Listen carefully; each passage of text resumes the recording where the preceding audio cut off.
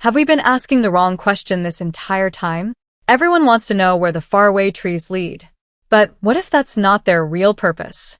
What if the trees were never designed to save anyone? They were designed to choose them. Because when you stop looking at the faraway trees as magical exits and start looking at them as living predators, almost every strange event in From begins to make terrifying sense. And here's what changes everything. Not everyone reaches the same destination. Two people can enter different trees and experience completely different outcomes. Some survive. Some disappear. Some arrive exactly where they need to be. Others end up somewhere that makes no logical sense. Most fans call this randomness. But predators don't hunt randomly. They adapt. They separate. They study. And that possibility completely changes the way we should look at every single faraway tree. Because maybe the trees aren't transportation. Maybe they're the town's oldest hunting system. Look at what the show is actually telling us. Every danger in the town follows a pattern. The monsters don't simply chase people. They manipulate them. The voices don't just speak. They imitate trust. The visions don't reveal truth. They reveal only enough truth to keep someone moving. Everything in this place creates the illusion of choice. So, why would the faraway trees be different? That's the real mystery. Everyone assumes the trees exist to help people escape impossible situations. But has the show ever actually confirmed that? No. The characters believe it. The audience believes it. But belief has never been evidence in From. The town survives because people believe the wrong things. And this is where it gets darker. Think about every time someone uses a faraway tree. They're almost always desperate, afraid, Cornered. emotionally unstable. They're not making rational decisions. They're acting on instinct. That's exactly when a hunter has the greatest advantage. A frightened animal always chooses the fastest escape, even if that escape leads straight into a trap. This is the detail everyone missed. The trees never advertise themselves. Nobody explains how they work. Nobody built signs pointing toward them. People only trust them because someone else survived using one before. That's not proof they're safe. That's how bait works. A trap only needs to succeed once before everyone believes it's useful. The faraway trees may have been earning that trust for decades, maybe centuries. Think about Boyd. His encounter with the tree didn't free him from the nightmare. It pulled him into an even deeper layer of it. Instead of escaping danger, he found Martin. At first, that looked like incredible luck. Martin offered answers. Martin changed Boyd forever. But look closer. Everything that happened after that moment made Boyd's life worse. He carried something back with him. Something that spread. Something that changed the balance inside the town. So, ask yourself one question. Did Boyd find Martin? Or did the tree deliver Boyd exactly where something else wanted him? Those are two completely different stories. And if it's the second one, then Boyd wasn't rescued. He was selected. Notice how often the town behaves like a living organism. When food disappears, new food appears. When people die, new people arrive. When someone learns too much, something interrupts them. It's almost like the town constantly corrects itself, like an immune system protecting its own survival. So, where do the faraway trees fit inside that system? Most fans see them as shortcuts. But living systems don't create shortcuts. They create circulation. Blood vessels move blood. Roots move nutrients. Nerves carry information. Maybe the faraway trees aren't exits. Maybe they're the town's circulatory system. A network that moves people exactly where the town needs them. Not where they want to go. Where they're most useful. That explains something we've ignored since the beginning. The destinations never seem completely random. They're strangely appropriate. Almost intentional. Sometimes someone arrives somewhere that forces an important meeting. Sometimes they discover information they weren't looking for. Sometimes they accidentally trigger an event that changes everyone else's future. Coincidence? Or placement? Because predators don't simply attack prey. The smartest predators guide prey. One small movement. One wrong turn. One decision that feels completely voluntary. Until it's too late. Look carefully at the monsters. They rarely run. They rarely panic. They smile. They walk. They wait. Why? Because something else is already controlling the board. Maybe the monsters don't need to chase people toward the trees. Maybe they already know exactly where the trees will send them. That would explain their confidence. They're not worried about losing their prey. The system already has another move planned. But here's what changes everything again. What if the monsters aren't controlling the trees? What if they're using them, just like everyone else? That possibility is far more terrifying, because it would mean something much older is making every decision. The monsters may think they're hunters. The survivors think they're escaping. But both sides could be trapped inside the same design. A design neither of them fully understands. And suddenly the faraway trees stop looking magical. They start looking mechanical, ancient, purpose-built, like pieces of an enormous machine that has been operating long before Boyd, Tabitha, Jade, or Victor ever arrived. Which raises an even more disturbing possibility. What if Victor never survived because he understood the trees? What if Victor survived because the trees kept choosing not to kill him? And if that's true, then the biggest mystery isn't where the faraway trees send people. It's why they choose certain people at all. Because once you realize the trees may be choosing their victims, every journey through one becomes something much darker. Not an escape, a selection. If the faraway trees are choosing people instead of saving them, then one character has unknowingly been proving this theory since the very beginning. Victor. Everyone sees Victor as the expert on the trees because he has survived longer than anyone else. Whenever someone wants answers, they turn to him. They assume his knowledge makes the trees safer. But look at what the show is actually telling us. Victor never explains how the trees work.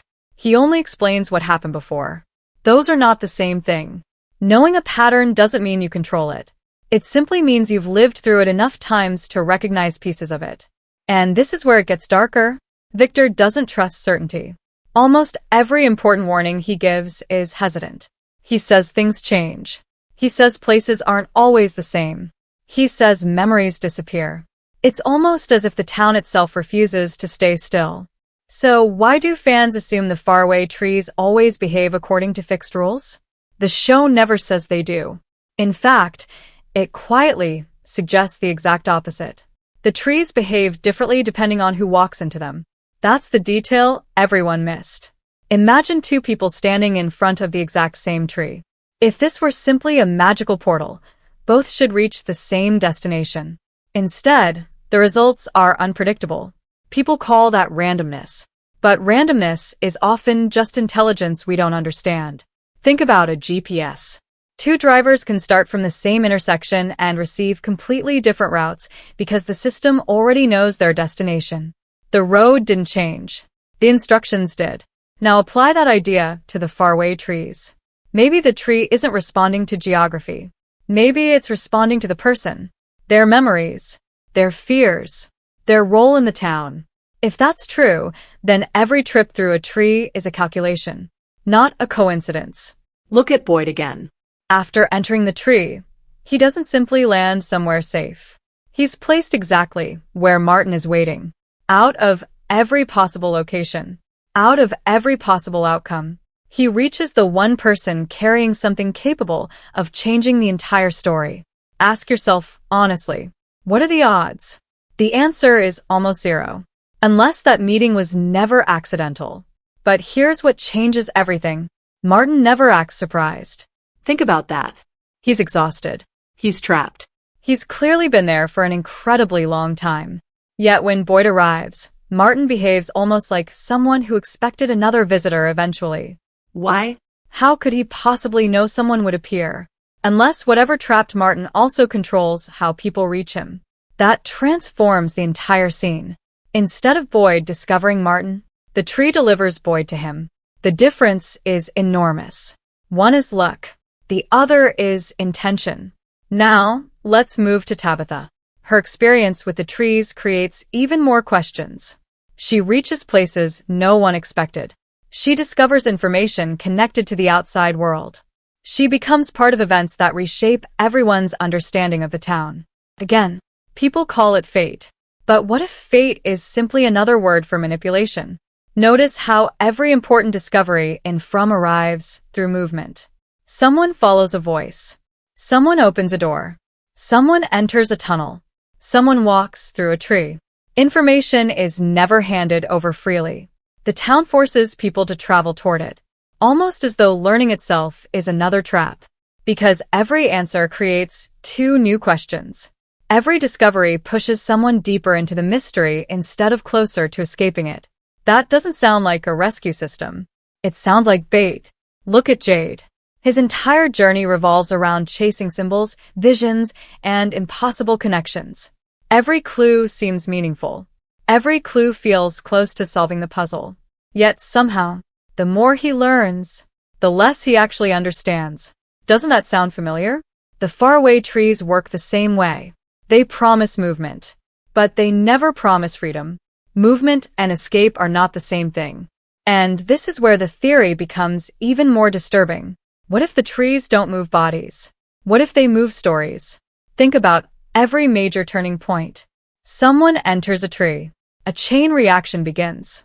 Characters meet. Secrets emerge. Conflicts escalate. Entire storylines suddenly collide. Almost like invisible hands are rearranging chess pieces before the next move. The people believe they're making choices. But maybe the board was already set. This explains something strange about the monsters. Have you noticed they rarely seem frustrated? Even when survivors escape. Even when doors close. Even when someone disappears through a tree. Why aren't they angry? Why don't they react like hunters who lost their prey? Because maybe they know the prey hasn't escaped at all. Imagine watching someone run into a maze that you designed.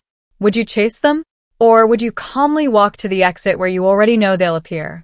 That confidence has always defined the monsters. It's not arrogance. It's knowledge. Knowledge that the system almost never fails. But here's the most frightening implication yet. What if the monsters don't even need to understand the faraway trees? What if they simply trust them, the same way the survivors do?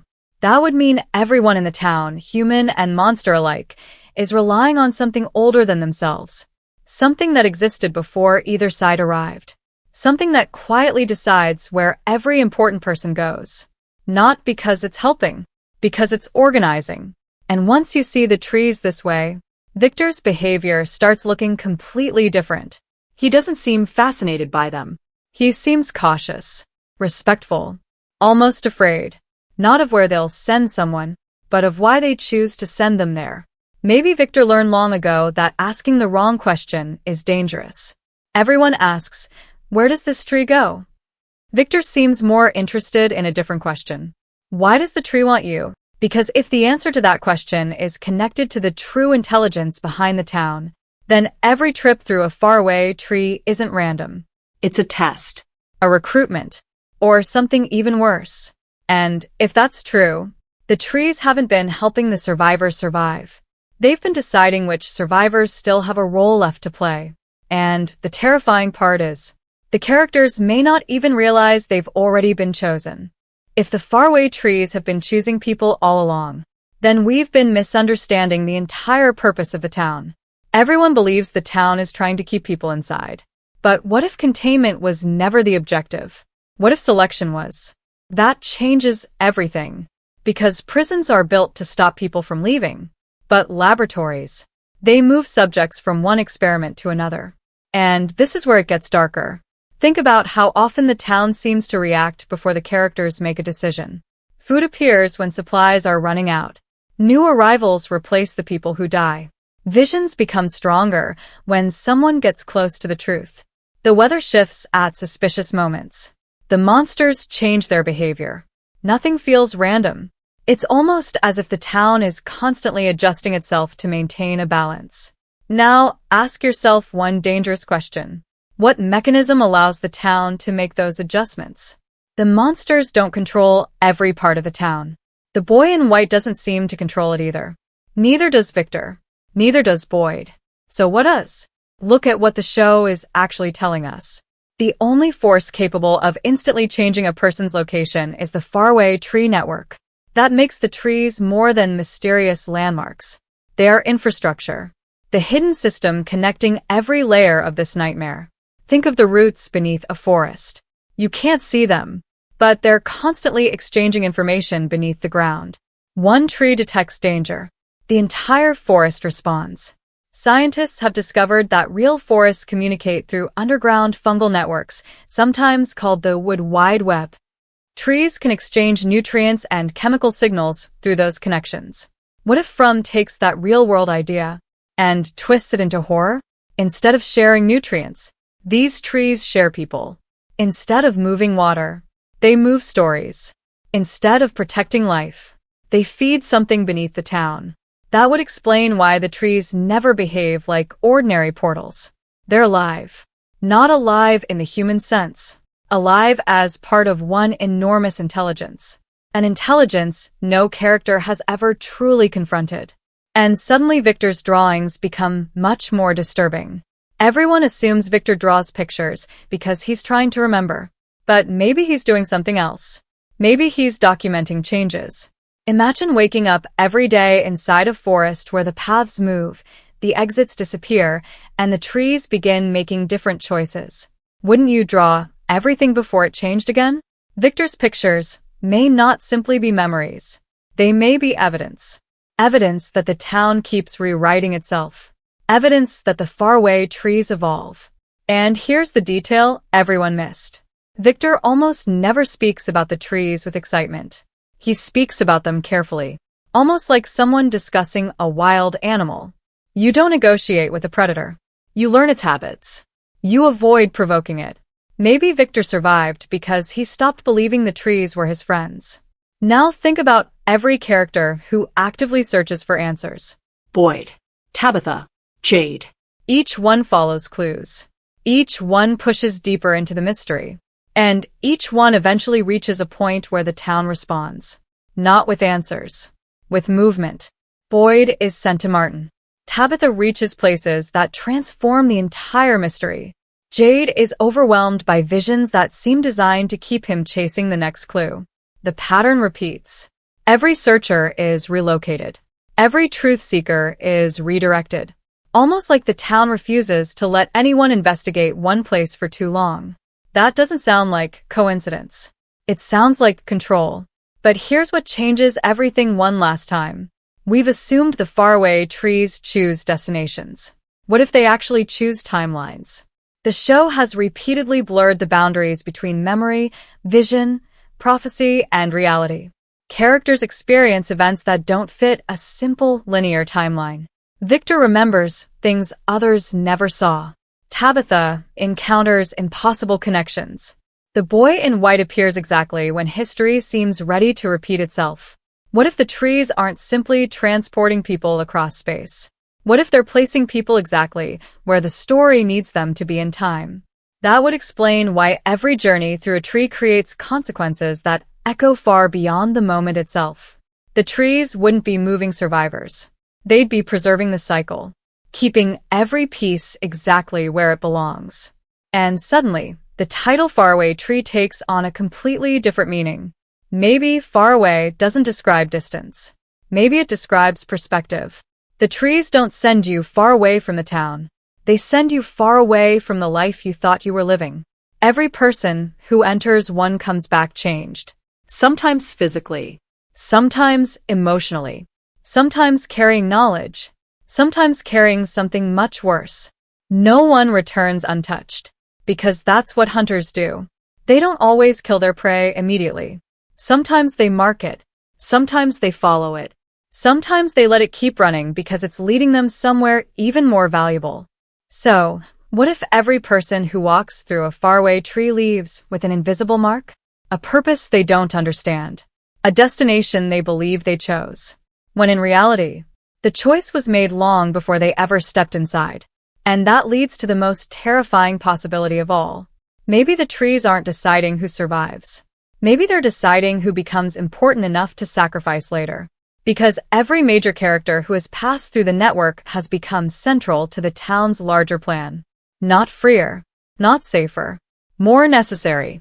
And if the faraway trees are truly part of an ancient intelligence, then every journey we've celebrated as an escape has actually been another move in a game that began decades, perhaps centuries, before Boyd's family ever drove into town.